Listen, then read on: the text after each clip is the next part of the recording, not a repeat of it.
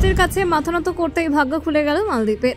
ভারতের দৌলতে আবারও ফুলে ফেপে উঠতে চলেছে মালদ্বীপ। হ্যাঁ, ভারতের কাছে মাথা ঝোঁকাতেই উপচে পড়ল লক্ষ্মীর ঝাঁপি। ভারতের থেকে মালদ্বীপ পাচ্ছে 4,850 কোটি টাকা। মোহাম্মদ মুইজ্জুর ঝুলিতে আর কি থাকছে জানেন? প্রধানমন্ত্রী নরেন্দ্র মোদীর পদধূলি মালদ্বীপের মাটিতে পড়তেই নিমেষেই বদলে গেল মালদ্বীপের ভাগ্য। তাহলে কি এবার চীনের সঙ্গে সম্পর্ক খারাপ হতে চলেছে মালদ্বীপের? কেন মোদী মালদ্বীপকে 4,850 কোটি দিলেন? এতে ভারতের কি লাভ হলো? দেখুন, মালদ্বীপের রাজনীতিতে মোহাম্মদ মুইজ্জুর উত্থান এক নতুন দিগন্ত উন্মোচন করেছিল। ইন্ডিয়া আউট স্লোগানকে সামনে রেখে তিনি ক্ষমতায় এসেছিলেন এবং তখন থেকেই ভারত বিরোধী অবস্থান তার রাজনৈতিক কৌশলের গুরুত্বপূর্ণ অংশ হয়ে দাঁড়ায়। তবে সময়ের সঙ্গে সঙ্গে সেই কৌশল যে কতটা বাস্তবতা বিবর্জিত ছিল তা আজ স্পষ্ট হয়ে উঠেছে। ক্ষমতায় এলে এই চীনমুখী অবস্থানকে জোরালো করেন মুইজ্জু।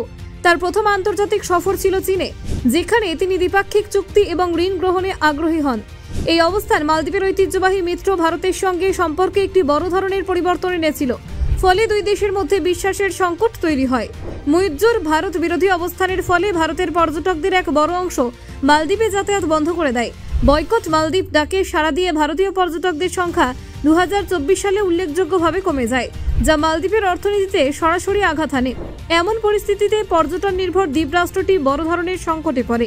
এই আর্থিক চাপে পড়ে মুইজ্জু আন্তর্জাতিক স্তরে ভারতের সাহায্য কামনা করতে বাধ্য হন।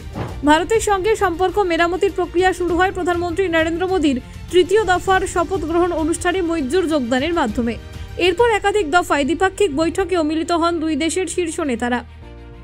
মালদ্বীপের আর্থিক দুরবস্থার সময় ভারতের দেওয়া সহায়তা তাদের দেউলিয়া হওয়া থেকে রক্ষা করে। 2024 সালে সেপ্টেম্বর মাসে ভারত মালদ্বীপকে প্রায় $75 কোটি অর্থ সাহায্য দেন, যার ফলে দেশটি আন্তর্জাতিক ঋণ খেলাপি হওয়ার হাত থেকে বাঁচে।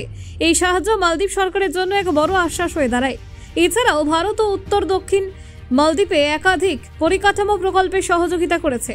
আন্তর্জাতিক বিমানবন্দর নির্মাণ, সেতু ও সড়ক প্রকল্প, আবাসন ব্যবস্থা উন্নয়ন এবং নতুন সংযোগ সেতু নির্মাণে ভারতের সক্রিয় অংশগ্রহণ মালদ্বীপের ভৌগোলিক ও অর্থনৈতিক চেহারাকে নতুন রূপ দিয়েছে।